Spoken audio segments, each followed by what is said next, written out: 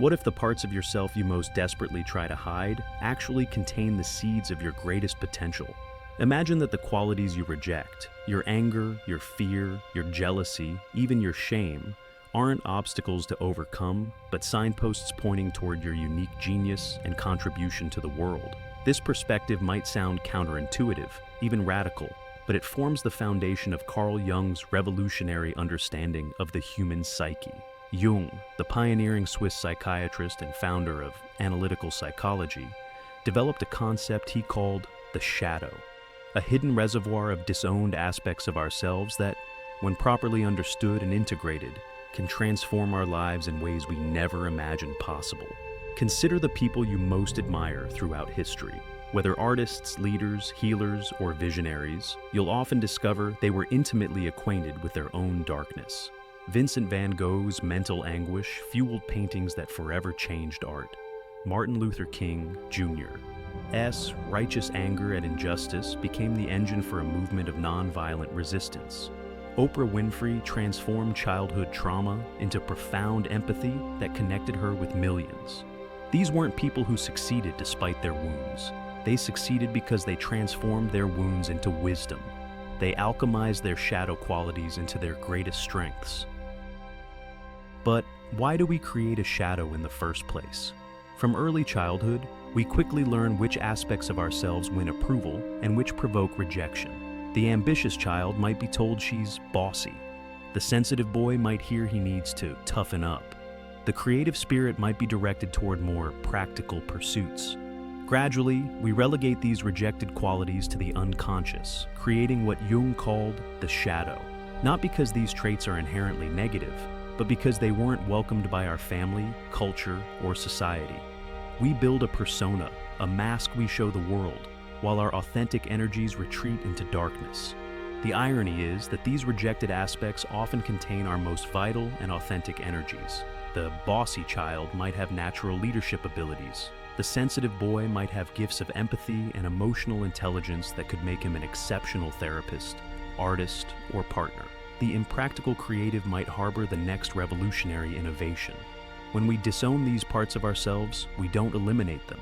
We merely lose conscious relationship with them, surrendering their energy and wisdom while remaining subject to their unconscious influence. The shadow makes itself known in various ways. Most commonly, it appears through projection, seeing in others what we refuse to see in ourselves. Have you ever experienced an intense, seemingly disproportionate emotional reaction to someone? Perhaps a coworker's confidence strikes you as arrogance, triggering anger or contempt. Maybe someone's vulnerability feels like weakness, making you uncomfortable or judgmental. These charged reactions often signal projection. You're encountering disowned aspects of yourself in another person. As Jung said, everything that irritates us about others can lead us to an understanding of ourselves. These projections not only damage our relationships, but also deprive us of energy and authenticity. The effort required to keep parts of ourselves in shadow consumes tremendous psychic energy. Imagine the mental and emotional resources spent suppressing anger, hiding vulnerability, denying ambition, or restraining creativity. This constant internal struggle leaves less energy for productive pursuits and authentic connection. It's like trying to swim with one arm tied behind your back. Possible, but exhausting and inefficient. Dreams offer another window into the shadow. Jung considered dreams the direct expression of the unconscious mind, often revealing what our waking consciousness refuses to acknowledge. Recurring dreams, particularly those involving pursuing or being pursued, confronting strangers, or exploring unknown rooms in familiar houses, frequently symbolize aspects of our shadow-seeking integration. These dreams aren't random neural firings, but meaningful communications from deeper parts of ourselves, inviting relationship with qualities we've disowned. Our shadow also shapes our relationships in profound ways. The qualities we most strongly reject in ourselves become the very traits that trigger us in intimate relationships. The partner who complains about their spouse's emotional distance may be disconnected from their own emotional needs. The person frustrated by their friend's selfishness might be suppressing their own healthy self-interest. These patterns aren't coincidental. we unconsciously select relationships that bring us into contact with our disowned parts, creating opportunities, often painful ones, to reclaim these aspects of ourselves. This understanding transforms relationship difficulties from meaningless frustrations into meaningful opportunities for growth. When your partner or friend triggers intense emotion, rather than focusing exclusively on their behavior, you might ask, what disowned part of myself am I encountering here? What quality am I projecting onto them? This doesn't excuse genuinely harmful behavior, but it offers a pathway to deeper self-knowledge and more authentic connection. Some of our most important relationships serve as mirrors, reflecting back the parts of ourselves we've relegated to shadow. The workplace provides another arena where the shadow emerges. The colleague whose success fills you with resentment might be activating your disowned ambition. The boss whose authority triggers rebellion might be connecting with your unexpressed power. The difficult client who provokes anxiety might be touching your own disowned needs or boundaries. Each challenging work relationship offers an opportunity to reclaim projected aspects of yourself. When you recognize the pattern, you can begin the process of reintegration, turning career obstacles into catalysts for professional growth. But how do we begin this process of shadow recognition and integration? Unlike many personal development approaches that focus solely on positive qualities, shadow work requires venturing into uncomfortable territory. It begins with curiosity rather than judgment, approaching your reactions, triggers, and patterns with genuine interest instead of criticism.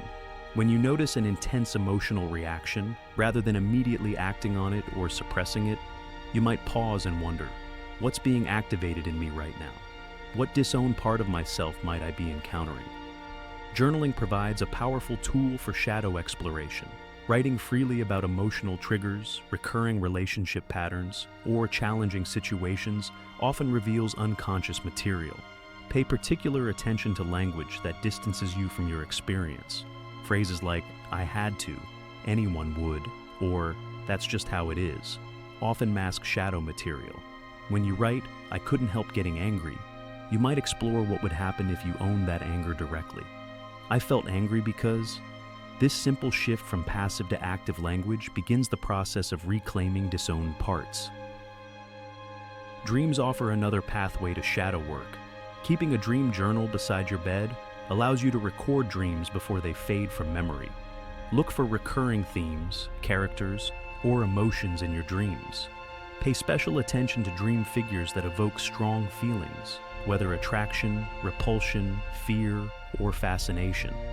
These often represent shadow aspects seeking integration. Rather than analyzing dreams intellectually, engage with them creatively through writing, artwork, or imagination.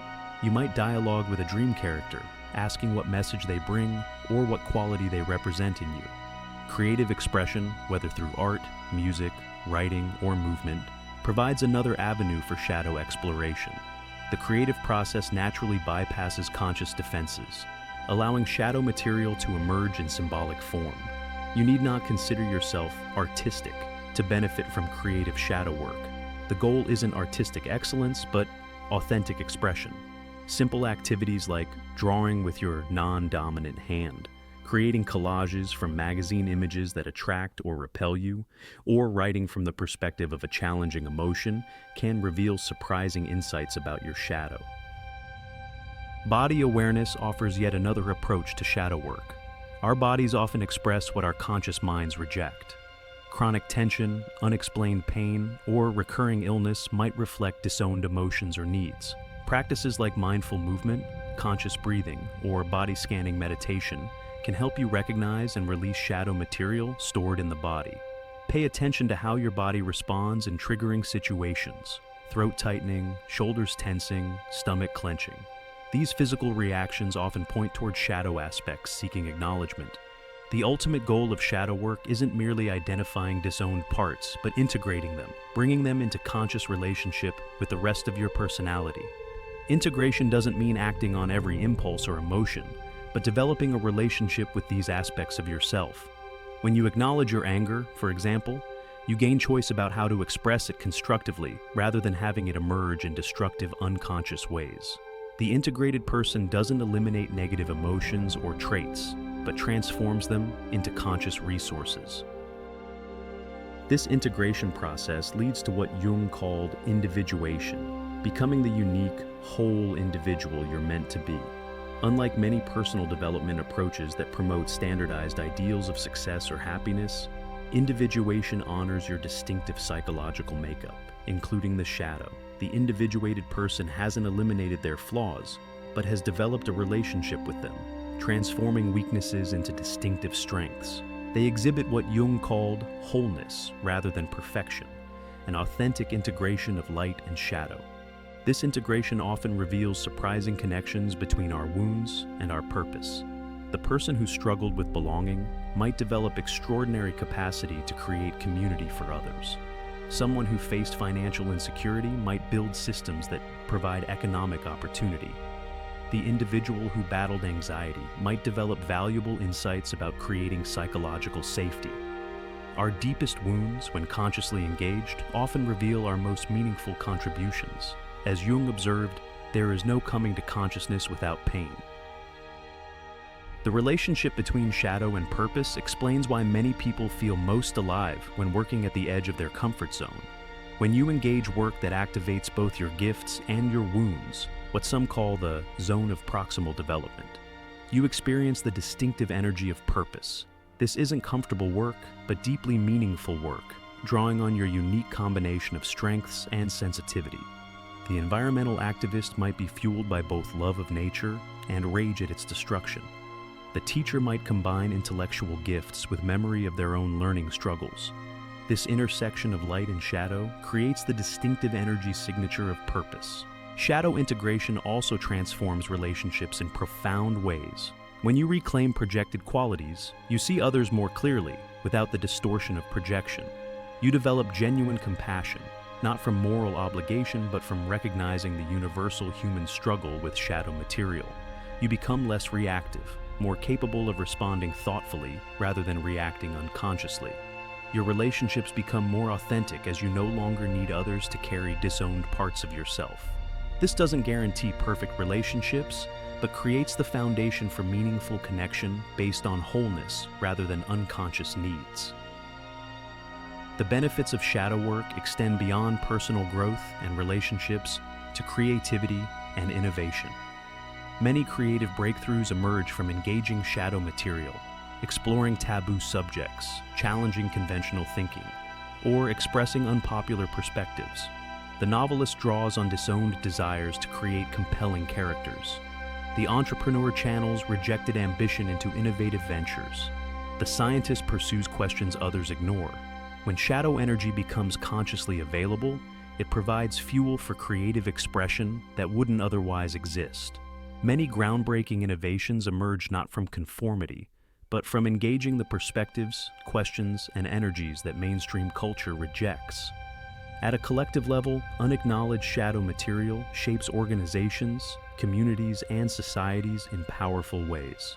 Organizations that promote an image of perfect ethics while denying shadow aspects often develop toxic cultures marked by hypocrisy and psychological unsafety.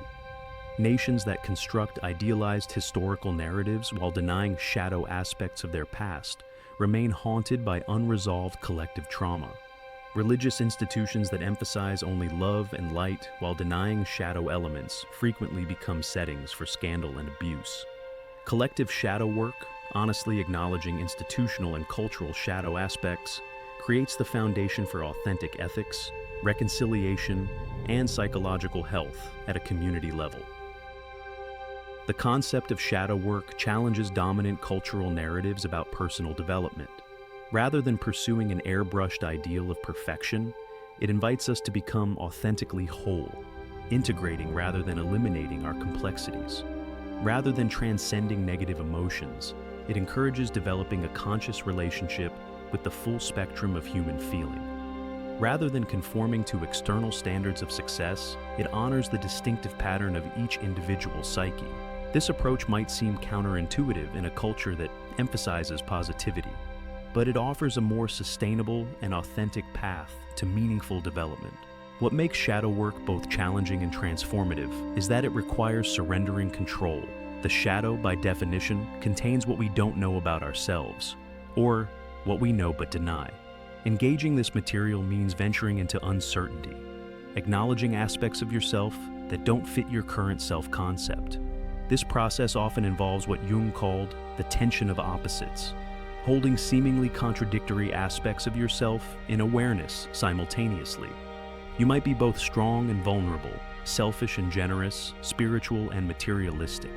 The integrated person doesn't resolve these tensions through elimination, but holds them consciously, allowing seemingly opposite qualities to inform and balance each other.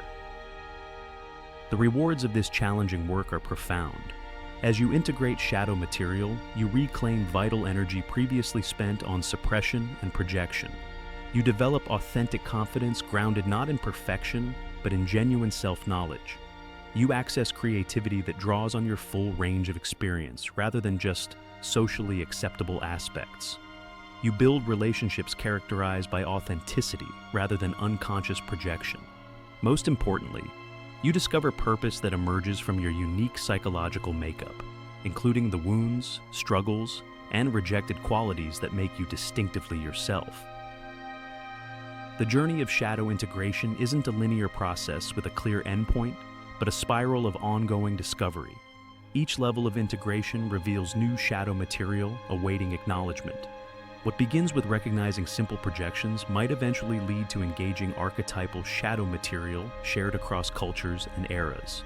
This continuing journey doesn't signify failure, but growing psychological depth and maturity. The individuated person doesn't eliminate the shadow, but develops an increasingly conscious relationship with it, transforming darkness not into light, but into gold, the distinctive contribution only they can make. As Jung himself wrote, one does not become enlightened by imagining figures of light, but by making the darkness conscious.